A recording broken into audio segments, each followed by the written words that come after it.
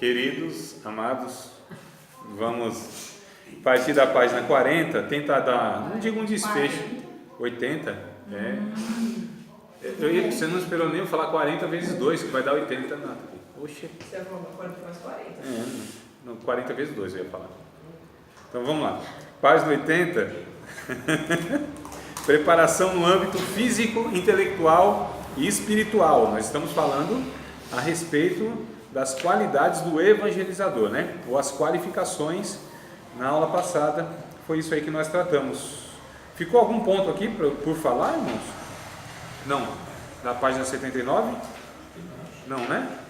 Se não, então a gente vai para a página 80. Aliás, a paixão pelas almas, que seria o último ponto, referindo-se à página passada, que seria a paixão pelas almas, eu falei isso também, né? Não. Sim ou não? Eu acho que não. Acho que você é. parou lá na conduta alguma coisa. Isso. Mas não. Isso. Então vamos lá. Paixão pelas almas, né? A página 80, só que lá em cima. Paixão pelas almas. Ele deve amar o próximo a ponto de se doar por ele. E evangelizar é justamente isso, doar seu tempo, recursos e um pouco da vida para o outro. Então, o evangelizador, que somos nós, devemos ter um profundo interesse, irmãos, pelo ser humano. Essa é a verdade, né? O ser humano para nós deve ser o motivo da nossa vida. Isso que é o que a gente hoje está vendo que está faltando, porque assim, a gente vive numa geração, eu estou falando em todo mundo, estou falando no Brasil, uma geração que é muito individualista, cada um pensa em si, não é, irmão?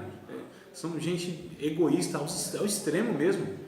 Gente que acha que ela é a pessoa mais importante do mundo. E a Bíblia não ensina isso. A Bíblia ensina que a pessoa mais importante do mundo é o outro. Né?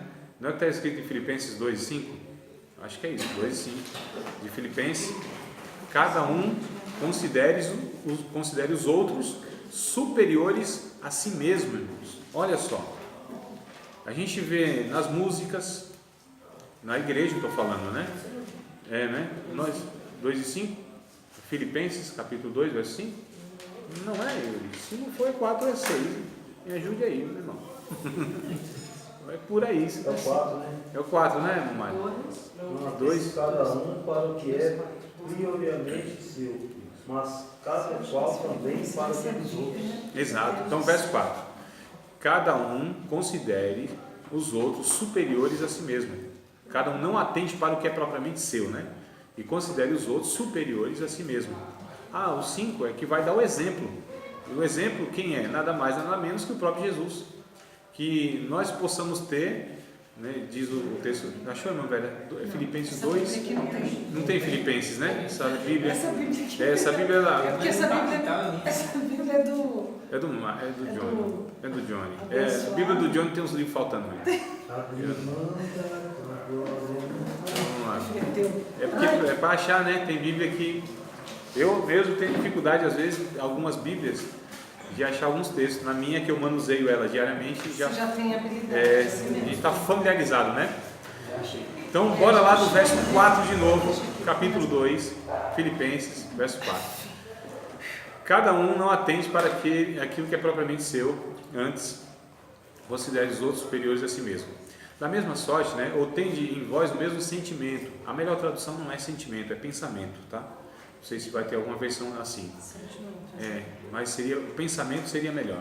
Então, que nós possamos ter o mesmo pensamento do Senhor Jesus Cristo, que sendo em forma de Deus, não teve por usurpação o ser igual a Deus, né? Antes aniquilou-se a si mesmo e foi feito homem, achado na forma de homem, de servo, né? Achado na forma de homem, fez-se servo. Olha que coisa interessante, ele se esvaziou. A Bíblia vai dizer, pelo que Deus o exalta soberanamente, acima de todo nome, para que ao nome de Jesus toda a língua confesse que Ele é o Senhor, para a glória de Deus Pai. O interessante então, irmãos, é essa humilhação de Cristo, porque se Cristo fosse pensar nele mesmo, o que seria de nós? Perdidos eternamente. Então, ele dá o exemplo, que a gente considere os outros superiores a nós mesmos. Jesus considerou os seres humanos superiores a ele mesmo, é por isso que ele se doou. Olha, é por isso que ele se sacrificou. Então a gente tem que fazer o quê? Mortificar essa natureza egoísta, né? Essa natureza individualista, essa natureza que acha assim, eu sou especial no meio de todo mundo, né? Eu sou, e as músicas promovem isso, né? Que a gente é especial, a gente é ungido de Deus, a gente... Tá certo isso? Em certo sentido tá, se for toda a coletividade da mesma forma. Então eu sou especial, sou no meio dos outros especiais. Eu sou ungido de Deus, sou no meio dos outros ungidos de Deus. Eu sou filho de Deus, sou no meio dos outros filhos de Deus. Eu tenho alguma coisa melhor do que os outros? Aí não. Eu mereço mais do que os outros? Aí não. Eu sei que às vezes alguns irmãos bem intencionados, né? Dizem assim, ô irmão, você merece isso. Fico pensando, não. Ele nem me conhece, nem conhece o ser humano. Nós não merecemos nada. Tudo é graça, tudo é bondade de Deus. É lógico que tem gente que faz por onde, né, acontecer coisas ruins na sua vida. Mas quando acontece uma coisa boa na nossa vida, é a ação de Deus na nossa vida. É claro que eu entendo também que existe um fator que é assim, da forma que eu vivo e aquilo que eu planto, possivelmente eu vou colher a semente que eu plantei. Então a gente entende que às vezes as pessoas elas contribuem, elas conseguem contribuir de alguma maneira para que coisas boas voltem para a sua vida, mas quando ela faz coisas boas para os outros, não é? Quando ela é generosa, o que ela vai colher possivelmente? Generosidade quando ela precisa. Quando ela é misericordiosa, quando ela precisa de misericórdia, possivelmente ela vai colher a misericórdia dos outros. Não é? Mas porque primeiro ela deu, primeiro ela doou, primeiro ela serviu, primeiro ela se sacrificou. Jesus recebe hoje a honra, a glória e o louvor porque ele se sacrificou. Olha que coisa interessante, irmãos, não é? Então a gente precisa entender isso, tá? Paixão pelas almas, amor pelas vidas. Todas as pessoas, elas são e devem ser, no nosso ponto de vista, gente importante. Não há ninguém insignificante para nós. Se é ser humano, é dado o devido valor a ele, a ela, né? Se é um ser humano, deve ser dado a devida atenção. E a gente, na nossa natureza pecaminosa, a gente tem esse negócio, a gente acha que não, esse aqui é mais importante do que esse. Não é assim que a gente lida, irmãos? Infelizmente dentro da igreja às vezes a gente vê isso, né? Tem gente que é dado mais atenção, tem gente que é tratado de uma forma melhor, né? Então dependendo dos interesses, isso aí vai acontecendo, os interesses desonestos, os interesses pecaminosos, porque o amor, ele iguala todo mundo, o amor coloca todo mundo no mesmo nível, o amor trata todo mundo igual, porque a Bíblia diz que o amor não trata ninguém com indiferença.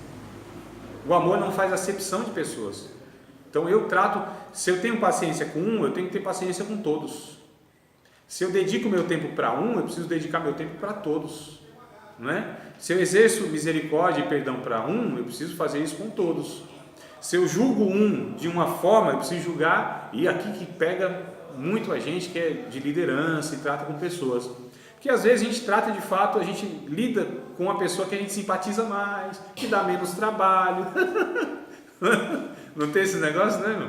Então às vezes dá muito trabalho, a gente vai ficando meio cansado, aí a gente já trata de uma maneira às vezes mais sem paciência, mais bruta. Não é não, Johnny? Não tem um negocinho assim, mano? Já sofreu na pele, parece, pelo sorriso assim meio 1 grau 45, eu já percebi que já foi tratado assim, né? Então, mas isso é errado, e a gente precisa, irmão, dar valor a todo ser humano, independente das religiões, independente da reciprocidade, ou seja, da resposta que se dá positiva ou não, a gente precisa amar e cuidar todo o ser humano, tá certo? Então, amor pelas almas, profundo.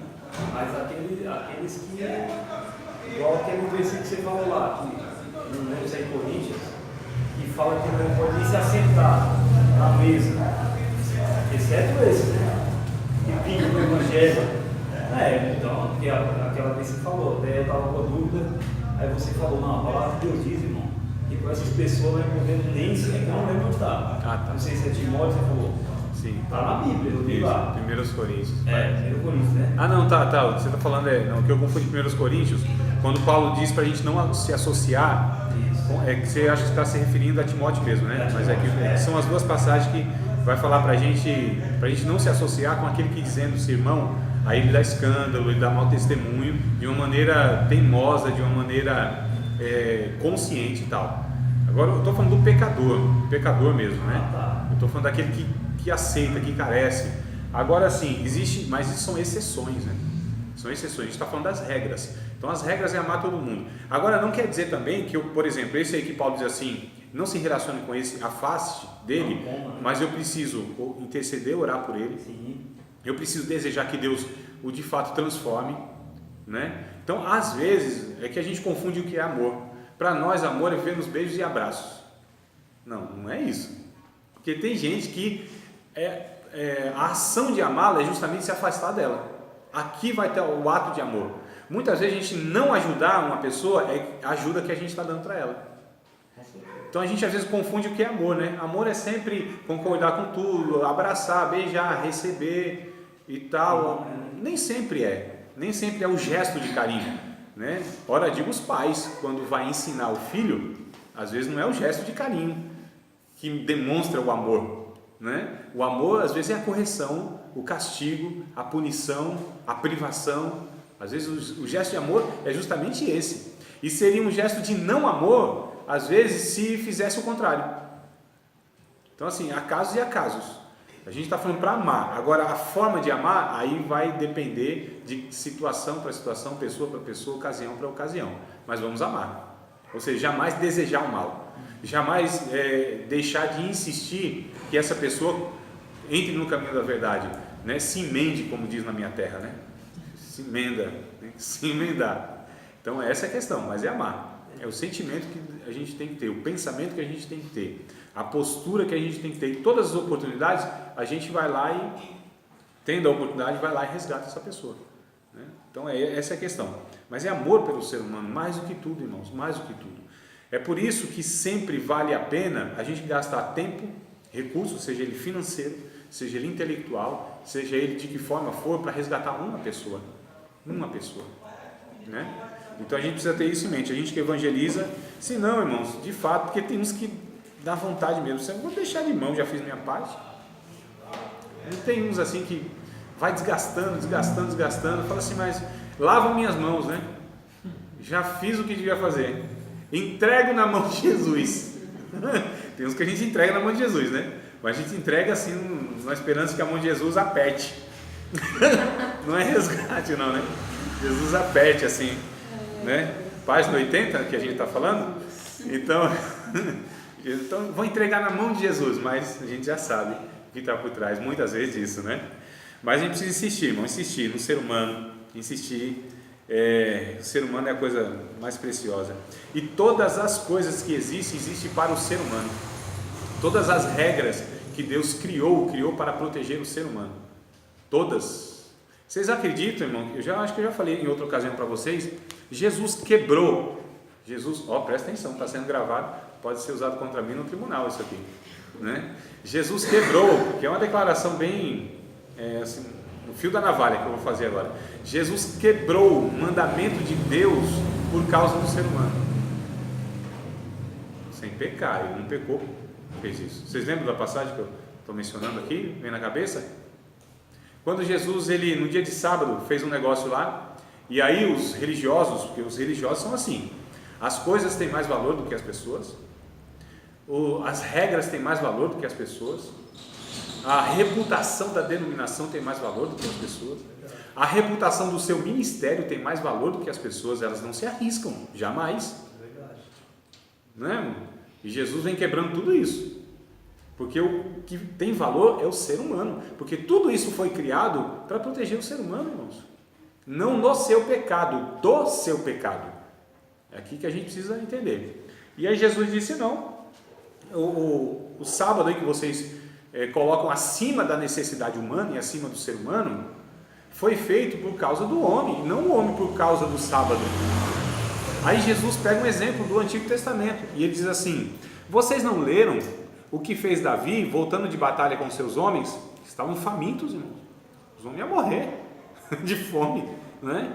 Entraram no santuário, comeram daquilo que não lhes era permitido, Jesus disse. A fala é essa, comeram daquilo que não lhes era lícito. Olha, vocês não viram? Mas por que Davi fez aquilo e não foi punido? Se não era lícito, se na lei de Deus aquele pão, aquele alimento consagrado era só para o sacerdote, porque o que estava em jogo ali era a vida humana, irmãos. Os homens iam morrer por causa de uma regra religiosa, cerimonial, denominacional? Pelo amor de Deus, né? Então Jesus quebra esse mandamento, que se tornou um mandamento acima, e um mandamento que era o fim em si mesmo. Então o mandamento sempre vai proteger o ser humano. Tudo que Deus fez e faz é para isso. Criou o ser humano, manteve o ser humano e resgata o ser humano. É simples assim, irmãos, não é? Então, se for o caso de eu pôr meu ministério em risco por causa de um ser humano, eu devo fazer isso. Mas a gente é preocupado com a reputação, não é não? A gente é preocupado com a denominação, o que vão falar, se a gente tratar e fizer assim. E o que o povo vai falar aqui se a gente tratar essa pessoa de uma forma misericordiosa, porque assim, o religioso, ele não está nem aí. Ele é cruel, o religioso é cruel, irmão. A religião está acima, não é? A tradição está acima do ser humano. E aí Jesus disse, não, tem que amar as pessoas como se não houvesse o amanhã. Não foi Jesus, né? Isso aí foi outro. Está cantando? Isso aí foi outro que disse. Saiu uma inspiração. Porque se na verdade a gente pensar, não existe amanhã, né? Só para completar a frase. Então, diga, irmã. É assim, eu não queria perguntar, não, mas o marido está mandando, então Quem estava conversando hoje, né? quem pode manda e quem obedece. Oi, será? Diga. Porque assim, a gente estava comentando sobre um assunto que algumas igrejas trabalham de uma certa forma assim, né? Eu fiquei sabendo esses dias que uma igreja ali em cima, um membro da igreja, alguém viu um membro da igreja numa festinha, bebendo, um jovem, né? E esse membro foi expulso da igreja. E aí, assim, a primeiro momento, eu pelo menos acho um absurdo, né? Eu não concordo com esse tipo de trabalho, né? De expulsar.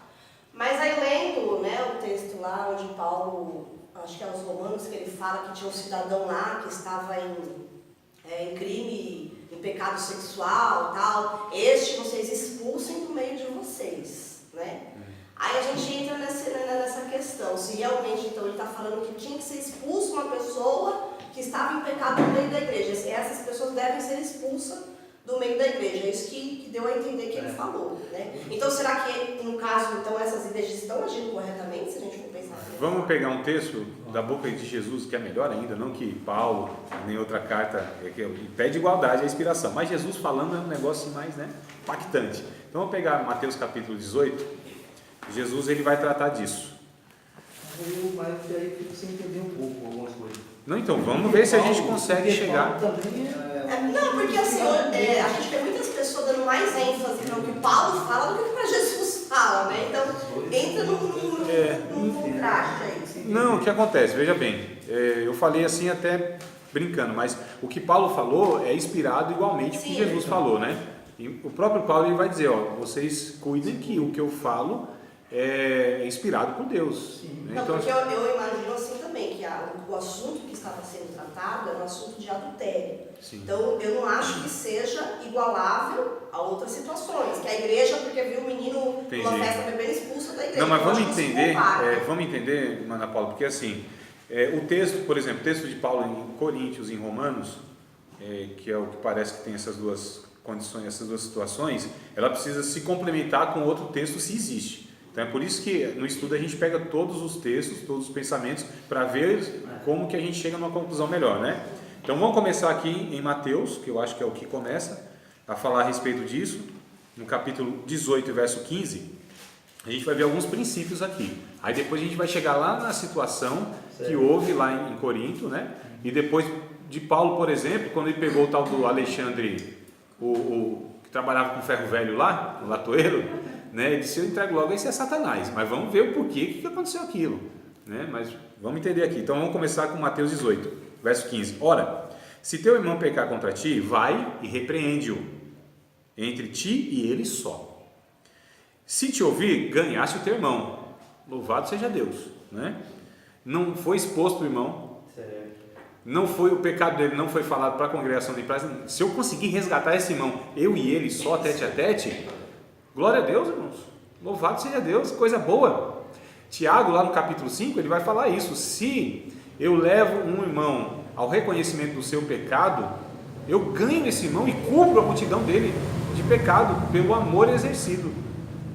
Então, na verdade, todos os cristãos deveriam ser agentes do Espírito Santo para resgatar todo aquele irmão que ele visse em condição de pecado. Não precisa levar para pastor, não precisa anunciar o pecado dele para ninguém. Se o Espírito Santo usou um cristão, um irmão, para salvar o outro, para encaminhar o outro, para alertar o outro, para repreender o outro, para resgatar o outro, louvado seja Deus, irmão. Aqui acabou a conversa. Diante de Deus, né? O perdão é automático. Houve um agente de Deus, houve um ser humano tratando outro ser humano. Então está tudo certo. Mas a gente sabe que nem sempre isso, né, acontece. Aí o verso 16 diz assim: mas se não te ouvir, leva ainda contigo uma ou duas, para que pela boca de duas ou três testemunhas toda a palavra seja confirmada. Eu não consegui convencer aquele irmão do seu pecado, eu levo mais 2 ou 3 irmãos, no sentido de nós intercedermos, aconselharmos e, né, tal. Aí, verso 17: e se não escutar, aí sim, diz-o a igreja. Olha só. E se também não escutar a igreja, consideram como gentil e publicano. Aqui está a chamada exclusão, que é expulsão, né? Então expulsou, exclusão. Mas depois do quê? Depois de tentar resgatar, depois de insistir, usar os meios que tinha disposto para tentar resgatar essa pessoa. A disciplina, que não é punição meramente, colocar de banco, mas tratar o porquê caiu nesse pecado, o que aconteceu, de repente foi negligência nossa da comunidade, de repente, né, não estava amadurecido e estava igual criancinha, aprendendo a andar e caiu, foi um acidente, está arrependido, vamos abraçar e vamos trazer para cá. Depois de todas essas medidas, a pessoa não quer se arrepender, não quer reconhecer, aí não tem como a gente aceitar ela na comunhão. Na comunhão, irmãos. Mas não pôr para fora. Não, a igreja de quem é? Então, é isso que eu... O problema que nós enfrentamos hoje é que existe gente dona das igrejas. Aí que é o problema. Que acham que o espaço físico é ela que decide quem entra e quem sai. Esse lugar é público, irmãos. Tá certo? A gente nunca vai deixar ninguém entrar para bagunçar o coreto, né? Atrapalhar a liturgia do culto, bagunçar e tal. Mas o lugar é público e louvado seja Deus que as pessoas estão vindo aqui, em pecado ou não. E se vir em pecado é melhor ainda. Porque nem precisava, os irmãos que está tudo certo aí, não devia nem vir. Devia estar na rua aí evangelizando e trazendo gente pecadora para cá. Igreja que tem até palavra forte mesmo, né? Não sei se pode falar o nome, que eu já vou falar o nome. Não, você Mas eu conheço a igreja da Isabela. A igreja que tem palavra, só que eles... Isso, irmão, ali é difícil porque os caras nem consideram a gente como nada. Então pronto. Já olha para nós. Então já ficou ruim. Mas vocês percebem, irmãos, que assim, existe um processo até que essa pessoa, e se ela, por exemplo, vamos para a primeira... Agora, se a gente for associar o que você falou, que a gente tem que passar a nossa vida inteira tentando o resgate daquela alma, então essa exclusão a gente nunca vai querer fazer, né? Porque a gente vai sempre estar tentando lutar por aquela pessoa. Isso, é a exclusão que eu digo, é a exclusão da comunhão. Sim, da comunhão, entendi. Da comunhão. Então a gente, na medida protetiva, porque nós não estamos nos protegendo, nós estamos protegendo a pessoa. Então é isso que tem, porque muitas vezes o que está na nossa mente é isso, vamos nos proteger. Né? O que vai ser da igreja? O que vai ser da reputação? Se a gente aceitar esse irmão aqui, irmão, esse lugar é para quê? É para gente ruim entrar e ser pelo Espírito Santo de alguma maneira resgatada por meio da palavra, da comunhão, dos dons espirituais exercidos nesse lugar, os momentos de culto, né? Então louvado tem que vir tudo quanto é gente ruim, curva de rio, toda igreja para mim tinha que ser na curva, com certeza, uma esquina, né? Que é onde para as coisas ruins. Então, toda igreja devia ser na curva, na descida ainda, curva do rio mesmo. Que é tudo que é ruim parar lá. Mas vamos tentar completar aqui o pensamento. 1 Coríntios capítulo 2. 1 Coríntios capítulo 2. Deixa eu ver aqui, não. Vamos ver. Capítulo 2. 1 Coríntios capítulo 2. Eu falei 2 não, mas é 5, tá, irmão? Desculpa. Capítulo 5. Capítulo 5. Eu nem vou falar ao certo aqui. Bom, vamos fazer a leitura, né? Ninguém está com pressa de nada mesmo? Capítulo 5. Vamos lá. 1 Coríntios capítulo 5. Geralmente se ouve que há entre vós fornicação. E fornicação tal qual nem ainda entre os gentios, como é haver quem abuse da mulher de seu pai. Estais inchados e nem menos vos entristecesses, por não ter sido dentre vós tirado quem cometeu tal ação. Olha só. Eu, na verdade, ainda que ausente no corpo, mas presente no espírito, já determinei, como se estivesse presente, que o tal ato praticou. Em nome de nosso Senhor Jesus Cristo, junto vós e o meu espírito, pelo poder de nosso Senhor Jesus Cristo, seja entregue a Satanás, para a destruição da carne, para que o espírito seja salvo no dia do Senhor. A ocasião aqui é o seguinte: tinha um cidadão nessa comunidade de fé aqui, onde ele tinha relação sexual com a sua madrasta. Tá certo? Ninguém fazia nada, ninguém repreendia, ninguém disciplinava, ninguém denunciava o pecado dele, estava tudo como se nada tivesse acontecido. Paulo diz assim: não, o que vocês estão fazendo aí? Ele está cometendo um pecado que nem entre os ímpios, entre os gentios, a gente vê que há um escândalo desse, um pecado tão absurdo desse, né? Um incesto, uma espécie de incesto, não era mãe, mas era madrasta. E aí Paulo diz: não, disciplina ele, olha só, entrega ele a Satanás. Agora olha o final do pensamento de Paulo: ainda que a carne dele seja destruída, ainda que ele se arrebente todo na vida, mas que no final o espírito seja salvo. Paulo jamais deixou de amar e de desistir do resgate da alma, ainda que isso acarretasse numa vida de consequências e sequelas ruins para a vida dele, física inclusive.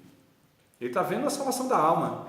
E a medida de resgate última aqui é justamente essa desproteção. Existe essa palavra? Existe, deve existir, né? É a não proteção da igreja como aquela que acolhe, porque esse aqui não estava arrependido, esse aqui não mostrava nenhuma disposição de deixar o pecado, então ele precisava, aí aqui o amor entra como um castigo, como uma punição, como uma privação da comunhão. Lança Satanás. Como? Deixando a comunhão da igreja, porque a igreja ela é um dos meios onde Deus proveu para que a gente se mantesse salvo, irmãos. Tá certo? A comunhão da igreja. É importante isso. A intercessão dos irmãos. Não é? A palavra que a gente é ministrado. O cuidado que a gente tem nos momentos difíceis de fraqueza da vida, onde a família da fé está junto. André, aí entra até, o menino estava pregando aqui segunda-feira, e aquilo ficou assim na minha mente. Aí entra essa palavra: se saiu da comunhão de Deus, então, como você falou, Paulo diz: entrega a Satanás, porque quem não está com Deus é contra Deus. Isso. É do outro lado, entendeu? Aí o menino estava ministrando isso, falou: olha, ou você está com Deus, você é de Deus. Se você não está com Deus, então é contra Deus. Então, eu acredito que é ele, como se Paulo estivesse falando: não, deixa ele, né? Que ele está pecando, então ele deixa de sofrer, de Satanás bagaçar com ele, esmiuça ele. Mas ele sempre vai ser o nosso alvo de intercessão, sim, né? Sim. Olha que coisa vai interessante. retornar depois. A gente não tem saída, irmãos, porque assim, aos irmãos é nos falar do quê? Para que a gente ame. Então deixou de ser irmão, saiu da comunhão, é o que agora? Pecador, um ímpio, né? E o que a gente tem de ordem para o ímpio, para o pecador? Amá-lo. Amá-lo. Então não tem saída, a gente precisa amar todos, quem está dentro e fora da comunhão. Fora muito mais ainda, talvez. Deixa eu fazer uma Sim. pergunta. Eu ouvi alguém falando sobre isso. Alguém disse que eu não devo pedir a Deus para que Ele tenha misericórdia de uma pessoa que está errando. Está certo isso? Está escrito em algum lugar isso? É porque no entendimento dessa pessoa que diz assim, ela acha que misericórdia é uma coisa totalmente diferente daquilo que a Bíblia ensina de misericórdia. Porque misericórdia, se Deus deixar de ter de qualquer um de nós, não sobra um, né? Então, por causa das misericórdias, as misericórdias de Deus são a causa de não sermos consumidos. Não é o que está escrito lá em Lamentações? Então, assim, porque a ideia da cabeça da pessoa é assim: se Deus tiver misericórdia, Deus vai amenizar o negócio. Não quer dizer que Ele não vai colher a consequência daquilo que Ele está plantando. Lógico, né? não. Mas eu entendo que a misericórdia que eu peço pela vida de uma pessoa é justamente para que não morra sem salvação. Exatamente. Para que claro. Deus alcance aquela vida. Então eu já vi pregadores falar: ó irmão, se o fulano está em pecado, não pede misericórdia pela vida dele não, viu? Não pede para dar misericórdia na vida dele não. E eu comecei a repetir isso.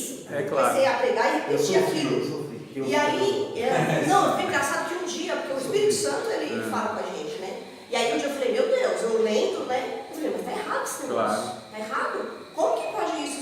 Se a misericórdia do Senhor é a causa de nós não sermos consumidos, nós sermos mortos por Satanás, levados por ele, como que eu não vou pedir para Deus ter misericórdia das pessoas? Paulo, ele diz em várias cartas, ele diz assim, sede uns para com os outros misericordiosos, né? Então, assim, falta de fato o entendimento bíblico. É o que falta no final das contas. Falta o entendimento bíblico da questão não só da misericórdia, mas da nossa postura.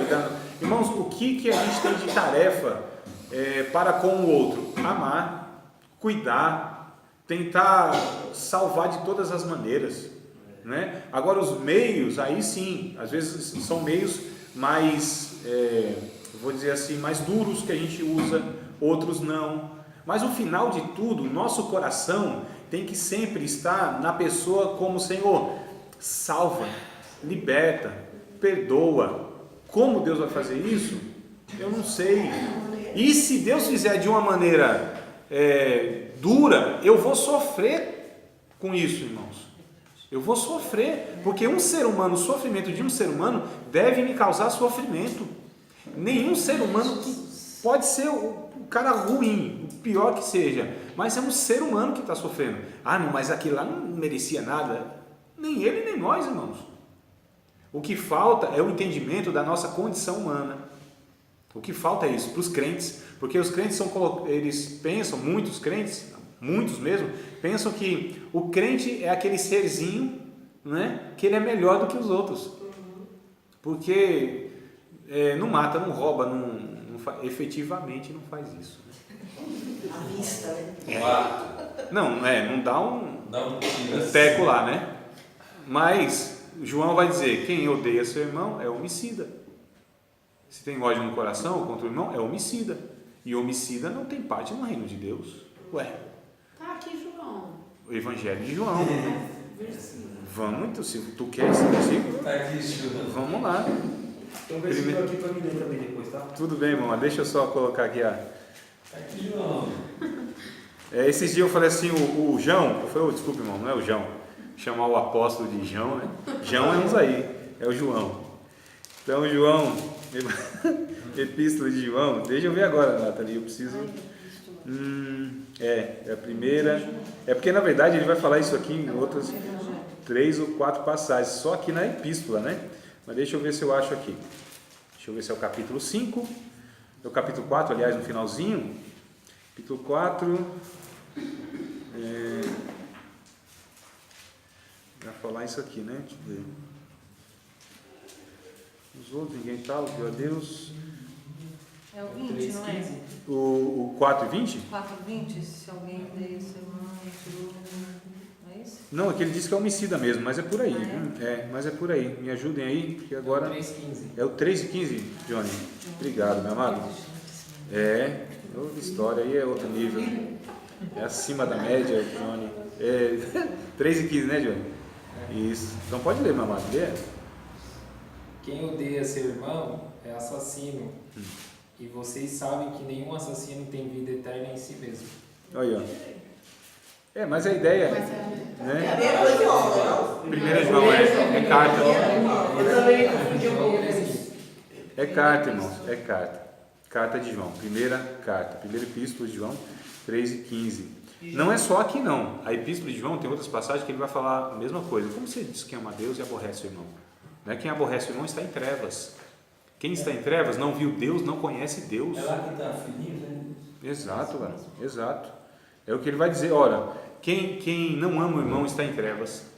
Quem está em trevas não conhece, não viu Deus. Meu Deus. Vocês percebem? Ele pega pesado aqui o João nessa questão. Ele vai dizer em outras ocasiões, aqui mesmo, por exemplo, no verso 16: conhecemos o amor de Deus nisto, que Ele deu a sua vida por nós. Nós devemos dar a vida pelos irmãos.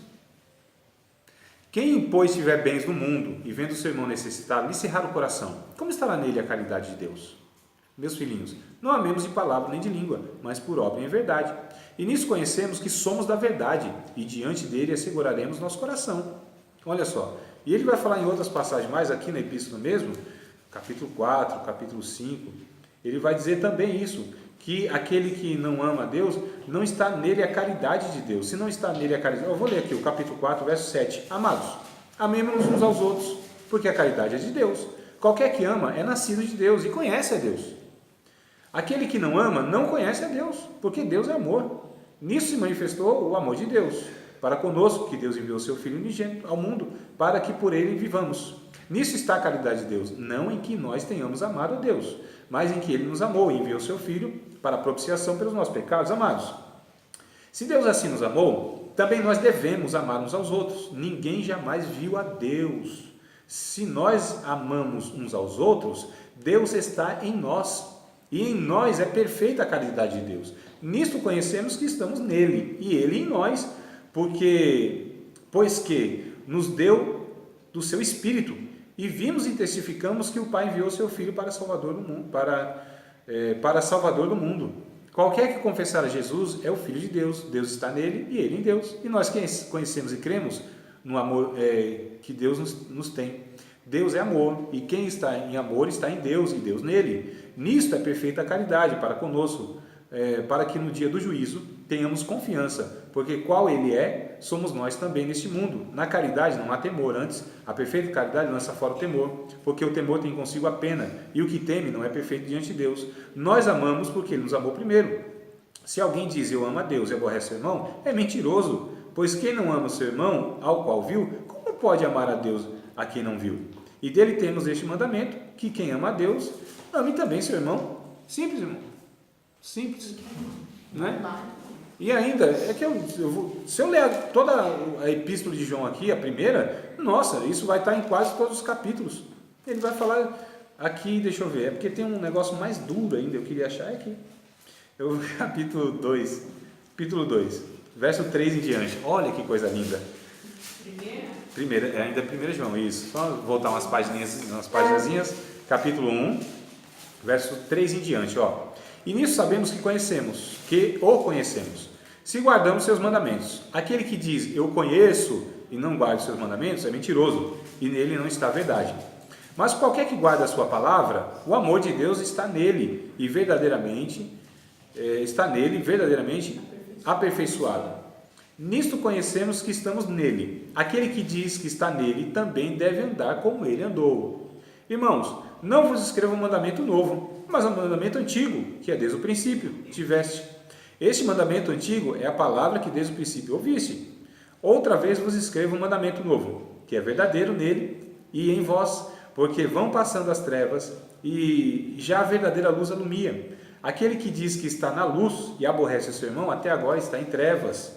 Aquele que ama o seu irmão está na luz e nele não há escândalo. Mas aquele que aborrece seu irmão está em trevas e anda em trevas e não sabe para onde deva ir, porque as trevas lhe cegaram os olhos. Filhinhos, escrevo-vos porque pelo seu nome vos são perdoados os pecados. Pais, escrevo-vos porque conheceste aquele que é desde o princípio.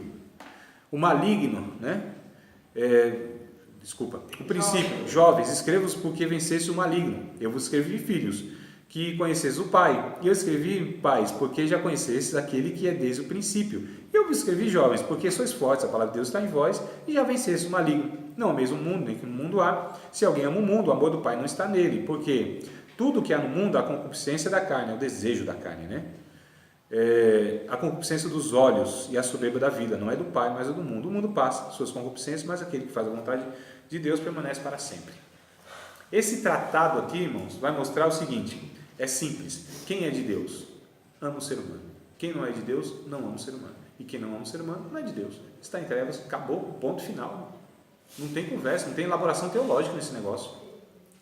João era assim, direto, o negócio não tinha igual Paulo a gente precisa estudar, ver de fato qual que é o negócio, mas João muitas vezes ele fala isso, é assim, você não ama o irmão, você aborrece o irmão, você não é de Deus, você é do maligno, Deus não está em você, você é das trevas, você não sabe nem para onde vai, você é cego, você aborrece seu irmão, diz que ama a Deus, é mentiroso, você é mentiroso, a palavra de Deus não está em você. Acabou, irmão, as palavras é assim, Se fosse hoje o João, ele ia falar, é papo reto, isso aí mesmo. Tem alguma pergunta fácil e rápida aí?